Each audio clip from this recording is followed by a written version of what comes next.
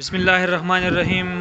قدرمندو، څنګه چې ګورنمنت د لاک ډاون ختمېدو فیصله کړې ده، نو اوس په داسې حالاتو کې زمون خلکو ته د اپیل دی چې مهرباني وکړي او د کورونو نه بهر په ظلم ووځئ، او خاص کر هغه خلک چې د کم عمرونه د 50 نه والا د 40 کالو نه سیوا وي، نو داسې خلکو ته ډیر زیات ضرورت دی چې هغه احتیاط وکړي، ځکه چې موږ وینو بازارونو کې ډیر رش وي.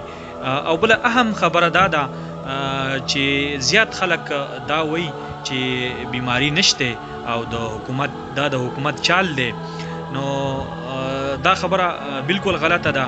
او دا غیو د پاره بزه دا وایم چې بیماری بالکل شته او دا حقیقت تسلیمول پکار دي، او چې کم احتیاطي تدابیر دی په هغه باندې عمل کول پکار دي، ځکه چې وسم هسپتالونه د کورونا د بیمارانو نه ډک دي او دا بیماری ختم شوی نه ده.